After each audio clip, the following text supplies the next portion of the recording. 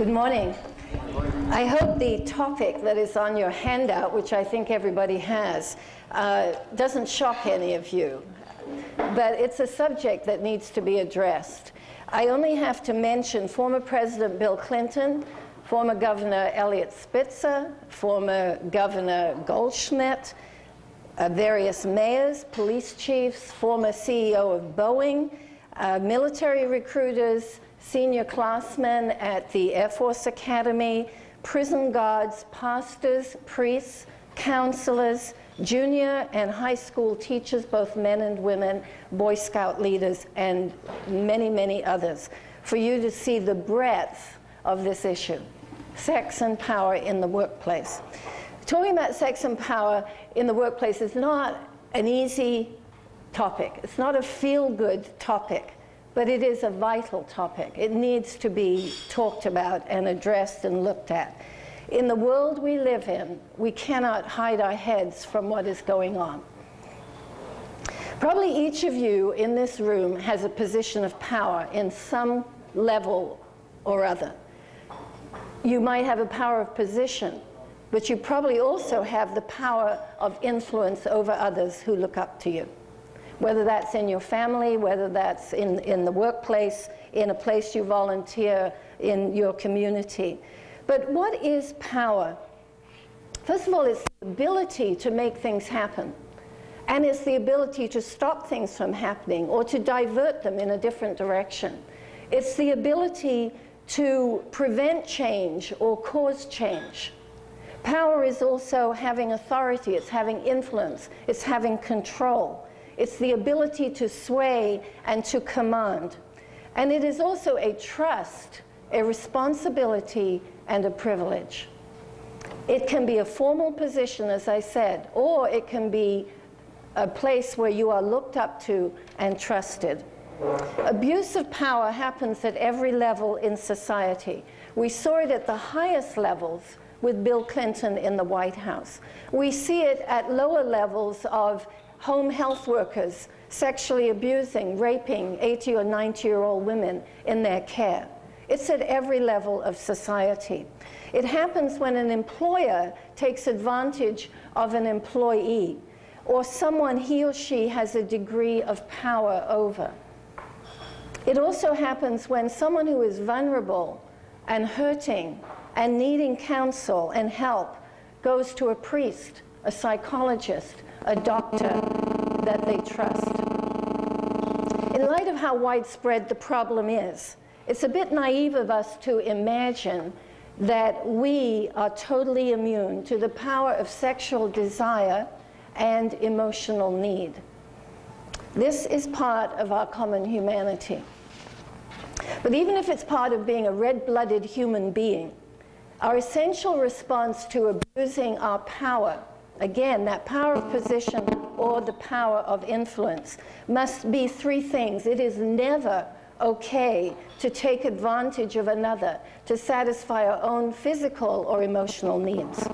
Secondly, it is always our responsibility if we act out. We cannot blame the other person. Well, they enticed me, they did this, they did that. We have made a choice to go along with it.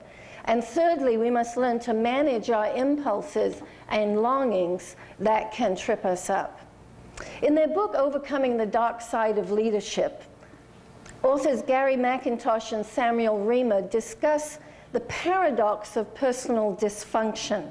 And their contention is that all of us have a dark side, a hidden side, a subconscious side that often we are oblivious to. We're not aware that there are deep things within us that, given the right stresses, can trigger us into inappropriate behavior.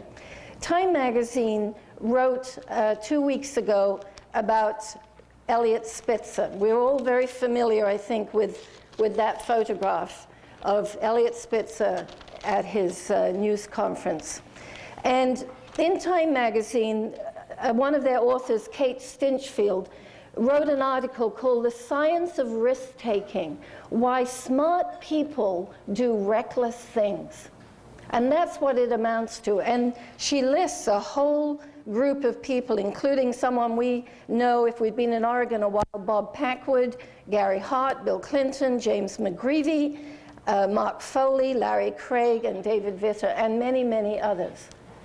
So there is something that propels us, men and women, to do things that are out of character and that are inappropriate. And this author, Kate Stinfield, says maybe it's chemical. And they go into, you know, what chemicals you may have or have too many of, and maybe that's what drives it. Maybe it's hubris, pride, arrogance of position, and maybe it's something deeper. Well, regardless of what prompts inappropriate behavior and acting out, knowing what to watch for in ourselves is very important. It's essential if we want to avoid falling into those same pits that these other people have. And I want to talk about the vulnerabilities of both genders, both men and women. I'm giving equal treatment to both. And how both men and women can abuse their power to attract the other, the one that they want to draw towards themselves. And I promise, as I said, equal treatment. Now, some feminine charms that attract men are pretty obvious. So this is for men. This is what men need to look out for. And then when I talk about how men attract women, this is what women need to watch out for. So I told you I'd be fair. Okay, what attracts men? Well, I think we'd all say, duh, don't we know? First of all, looks. A good-looking woman can make a man weak at the knees. Even though we have come so far in gender equality and so on and so forth, nevertheless, there is that primal attraction in a man finding a woman attractive.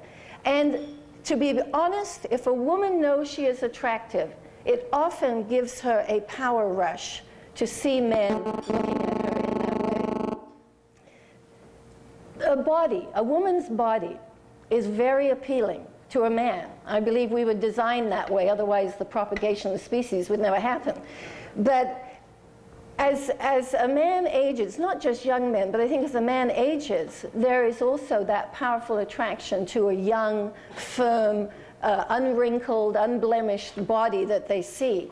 And in our culture, unlike in many others, men can see a lot more of women and their bodies than maybe in years gone by. But it's a powerful attraction for men to see a youthful, firm body. Now here's another one that attracts men, and that is perfume. When the sensory nerves get a whiff of a gorgeous perfume, and it's attached to a gorgeous woman, that, in a sense, a woman can lead a man literally by the nose because it smells so good and she looks so good, and there begin the fantasies. Then there's a neediness that some women exhibit that is very attractive to some men. They don't want a strong woman. They are attracted to a needy woman who perhaps they can feel like they're the rescuer, they're the protector, they're the hero. But some men who have a need to be dominant and in control also look for needy women who look to them. Here's another one, adoration. I remember a young man saying to me, this woman looks at me, and she was toxic. It was a toxic relationship. But he was ensnared. And he said, but she looks at me, and she looks up at me, and she says, I just adore you. And everything in me wanted to say to him, run, run. This is not a good thing. But who wouldn't be attracted to someone who adores you? Of course, men would be. And I'm not talking about a normal, healthy relationship. I'm talking about things that are inappropriate and out of bounds for most ethical relationships. Then there's the strong personality. Some men are really attracted to women who are stimulating, they're funny, they're interesting to be around, you can talk together, you read the same books, you enjoy the same things. And so a strong, vibrant, capable woman can be a powerful attraction to some men. And then the last one that attracts men is a woman who's very sympathetic. who says, as you share something with her, oh, you know, I feel so badly for you. That must have been really hard. And, you know, I'm so sorry that your wife just doesn't seem to understand you. And, you know, you're starting to get on the slippery slope there. And the reason your wife perhaps doesn't understand you or doesn't respond with that sympathy is because she's heard it all before many times. And so when it's fresh to someone else, then they're very empathetic and sympathetic to you. Okay, those are hooks that women use consciously or unconsciously. Not every woman who fits that category is consciously trying to attract a man in an unhealthy way.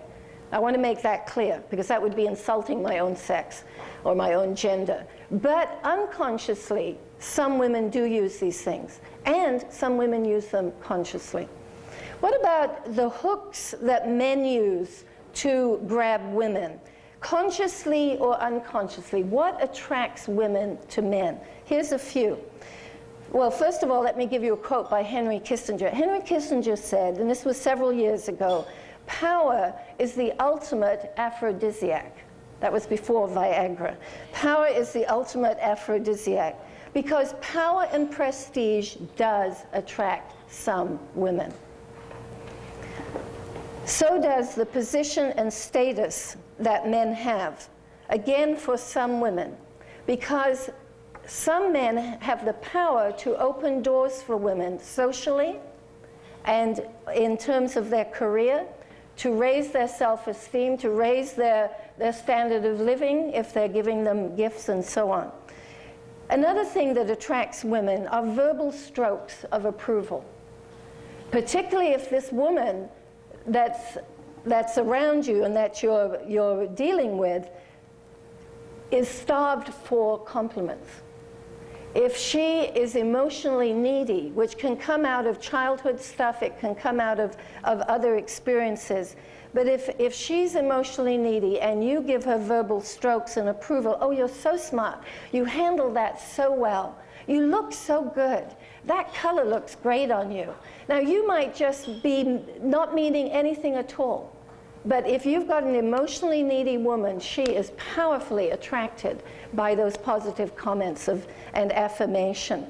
And then a man can consciously do this and say to someone, and it's getting on over the line, I have personal needs only you can meet. You know, again, if you're married, well, my wife doesn't really understand this, and you're so understanding and caring, and do you know what that does? That appeals to a woman's rescuing instinct or her mothering instinct. She wants to care for you, and oh, you poor thing, you know, I wouldn't treat you like that. You can see how those dynamics lead somewhere else. And then lastly, my wife doesn't understand me, and that a woman can take as flattery. It is flattery, but a woman can say, oh, you know, here's a man who really appreciates me. And so you're setting the stage for inappropriate behavior. So how do you keep yourself from succumbing to this? What preventative measures can you take? And that's on the back side of your handout. First of all, be aware of your own vulnerabilities. Ask yourself, out of the list that I gave and others, what could emotionally hook me? Or what does emotionally hook me? Am I hooked by a woman's body, by her perfume, by her neediness, by her personality? For a woman, are you hooked by a man's status, by his humor? I know for myself, I find men who are funny very attractive, and have to make sure, you know, that it doesn't go any further than just appreciating them as a person. So there are different things that emotionally attract us and that become our vulnerable place. So we need to ask ourselves, where am I vulnerable? And I would encourage you to ask yourself some quite personal questions in terms of looking at that hidden side where some of these things come from. Because Bill Clinton, Elliot Spitzer, and various other people, they just happen to be the most famous, didn't just come along and behave like that. That came out of something deep, perhaps something they'd never looked at, something they'd never grappled with or dealt with. And they're not alone. I just saw the whole list I read at the beginning. And we too can have a hidden side. And some of the things that can be deep down in us is maybe a history of sexual abuse as a child, or some other kind of abuse or family dysfunction. That can set a person up for an intense desire to belong, to be cared for, so that they don't have appropriate boundaries. Do I have unrealistic expectations for myself? Am I driving myself? Have I got to be the first? Have I got to be perfect? Have I got to achieve? You know, John F. Kennedy drove himself. Do you know why? According to one of the books I read, it was because his father set all his sons up to compete with one another to be the best. And his father was a womanizer, and John F. Kennedy followed in his footsteps. There were background things that probably nobody thought about. But there's this drive that can lead to issues that just come out in inappropriate ways because we never knew what was down inside of us. Now, I'm not a therapist, but I do know that when these things lurk in our background and we haven't either recognized their presence or dealt with them, given the right pressures, pressure at work, stress at home, financial stress, job loss stress, given the right stresses, when somebody comes along and there seems to be some sparks going, whether it's male or female, you can become vulnerable to inappropriate behavior. These things can be the internal drivers to act out of character and in ways that are risky to your life. Now, the second point is learn to recognize red flags. If you're around somebody and your heart pounds, and you feel all hot and flustered, or you're filled with a desire to be around them a lot, more than you would normally with anybody else. You want to be in their presence. You think about them frequently. These are red flags that you need to look at. They're waving at you and saying, wait a minute, we're getting close to stuff here. Secondly, think about the consequences ahead of time if you bite the bait. If you bite the bait, what will happen? Think about this: the damage to yourself, your self-respect, your self-image, to your family, to your reputation, to your career. Think about the respect of your friends and colleagues that you would forfeit. Think about your self personally and, professionally. Think about the emotional pain.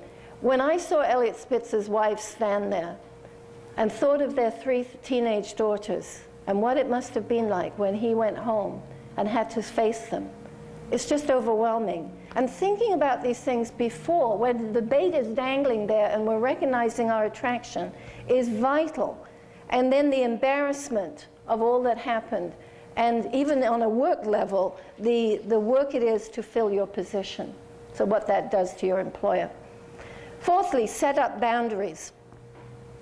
If you're serious about avoiding inappropriate behavior, take care of yourself.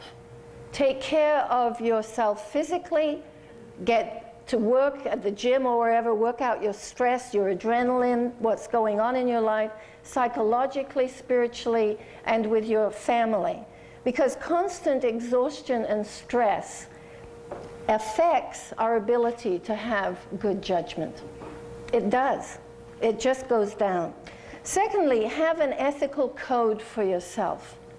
Now, this can be something you think through or you even write down, and probably afterwards you might throw away or you might carry it in your wallet. But it's important to think through, how do I want to conduct myself? What will I allow myself to do and what won't I allow myself to do? And people have different standards and people have different situations. You might travel with somebody of the opposite sex. You have to think through, okay, how am I going to handle this at the hotel we're staying in, and meals and drinks or whatever it is you do afterwards. What will you do, what won't you do? And if you're a person of faith, you'll find ethics within your belief system that will guide you. As a follower of Christ, I base my ethical foundation on Scripture, which is very clear about what to do in the face of temptation. Thirdly, work in a team. Avoid one-on-one situations as much as possible, particularly if you know that there's some attraction there. Fourthly, talk. Keep conversations to the work you share or general issues. You'll always talk about politics right now, or that might not be a good one either. But at least it's a public kind of thing. But don't talk about personal struggles. Put boundaries on that when you're talking with somebody who might be attracted to you or you're attracted to them. Fifth, be accountable to someone. Seek someone you can talk with early on when you sense some of these red flags that are going on. And make sure it's somebody who will keep things in confidence. But when you're wrestling with an unwise attraction, this is a time, if you have a friend who's a person of faith, to ask them to pray for you. I have a friend who prays for me every day and when I travel and so on. And I've also found that having a personal relationship with God has given me an added source of strength outside of myself that I wouldn't have otherwise. Number 6, learn to stand your ground and say no. Say no to yourself. And if you're in a situation where both of you realize you're attracted and it's gone a little far, say no to that other person too. Because what you want to ask yourself is this what I want for my life? Is this what I want in what I do? Is this the reputation I want? Is this who I am? Do I want this to mar my future and to hurt my family? So we need to say no to ourselves. And lastly, if you're honest with yourself and you admit your vulnerabilities and you put boundaries in place that are wise and sound and that you will commit to keeping, your chances of acting inappropriately and suffering the consequences, which are great, won't be nil. I'm not saying doing these 3 things, being honest with yourself, admitting your vulnerabilities, and setting up boundaries, will mean you will never face this kind of thing. You will, but the chances of it happening will be greatly diminished. And you will have a reputation that you can be proud of and that your family can be proud of. Thank you. We are going to take a few questions if you would like, and Aaron's going to lead that. All right. You guys hear me okay? Do you guys have any questions for Poppy you'd like to ask? Well, you can use the time to discuss. Poppy, if you happen to have a friend who you see or you think they're maybe flirting or out of line, is that a responsibility? I'm just asking, is that a responsibility of yours, and to what extent, and how would you handle it? Well, I think to repeat the question, sorry, yes, Poppy, right, is if you have a friend who shows an interest or is flirting with you, how do you handle that? Say with you, with a third party, so you're somebody serving a friend and someone else. Okay. So,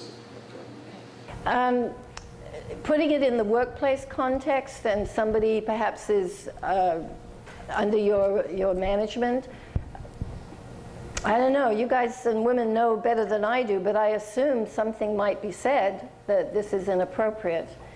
In terms of a personal friend, I would.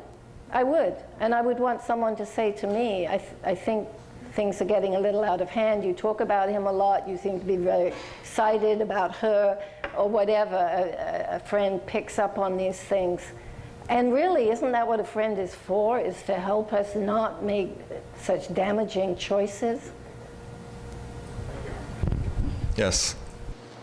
Sometimes in the workplace, your demeanor, I'm a very outgoing person, and so it can be construed as the wrong actions, and sometimes females kind of feel jealousy or that it's inappropriate when it's really not. And the problems that I have dealing with is more on a level of female non-acceptance because of my outgoingness. I tend to know what you're talking about as far as recognizing when a coworker, a male coworker, tends to try to appeal to my motherly instincts, and so I kind of make light of it, or I, kind of make it casual and stuff like that, but how do I deal with these women that feel like I'm being inappropriate when I'm really not? It's just my outgoing personality. Okay, so in the workplace scenario, people who are very outgoing sometimes have that competition with other women. And how do you deal with that situation where other women find you competing or appear to be competing for male attention? I'm not sure I have a full answer, but I think communication is always the best way to go. And if you sense that, to talk with those women, whether they're your friends or colleagues, co-workers, competitors, I don't know. But I think communicating that, maybe putting some limits on your exuberance. And I know I tend to, I'll touch a man on the arm and stuff, but I think if I was in a workplace, I probably wouldn't do that. Maybe in a social group, I'd be warm and friendly and, in that way, but perhaps in a workplace, cut it down a bit. So communicate and cut it down. Maybe those are the two things. Yeah. Yeah. Yes. You focused on opposite sex, and do you have any insights for same sex? The reason I did that is because I was given a very short time and cut down from a much longer talk to just give the basics on this. I guess it's the same thing in that, if a man is attracted to a man, and we hear cases of sexual harassment where a man is not gay, but the other man is, and the same with women. And I think in the workplace, you all have your standards that you have to abide by of sexual harassment. Okay. Any other questions? No? All right. Thank you. Wait. One more here. Yes. We have time for one more. So just a comment that no matter whether or not you're a man or a woman, you're going to be tempted out there in the world, and you got to recognize those red flags and be prepared for those kind of situations. And that was my point in saying that we're all red-blooded people at least some point in our lives, and that we do need to be prepared. We need to recognize that we're not above that possibility, that it can happen, and we need to come to a decision as to what behavior will I allow myself to get involved with. Because if we don't have that firmly fixed in our minds, then when the rush of attraction, sexual desire, whatever, you're away from home, you're traveling, nobody will know, we think, it can be overwhelming unless we get those things set in place mentally and spiritually, if we're a person of faith and we are certain that this is what we want. Even then, it can be difficult. But at least we've laid down our foundation or our fences around ourselves and say, this far, being friendly, chatting, all the rest of it, but no further. Yes? I was thinking about this, and I thought, it's really, as Skip says, my talent is woo, right, Skip? I like to talk to other people. I like to be outgoing, bubbly. I enjoy that. But I know deep down inside I have a valued core, and I know that I am married, and I know that I want to stay married to this same person for the rest of my life, and I know that. I know that about me. I'm very solid about that. But I still recognize where a red flag might be. And I think that the part that I take one more step, and that is that because I know that, I share that with my husband. I know where I need more from him, and so I make sure to communicate that with him. Not that I'm so attracted to this person. That's not it. But I like certain things, and so just as a nudge and a reminder, those things. Yes, go ahead. So yeah, just another comment. You recognize the fact that there are those temptations, excuse me, and when you see those red flags appear out in the world, you share that with your husband, your significant other, to make sure that they fulfill those empty spots in your life so that you aren't tempted to go outside of your marriage I really appreciate you saying that. It's very true that whether it's a husband with a wife or a wife with a husband or some other relationship, you know, where that person should be the one that you turn to meet your needs when they're not being met, to communicate with them and to give them that opportunity to say, you know, I recognize I'm vulnerable here because of ABC. Would you, you know, be more kind or complimentary or available or whatever, because you're saying to that person, I want our relationship to be strengthened and not destroyed because of the weaknesses that are in it. So building that. Anything else? Well, thank you very much. All right.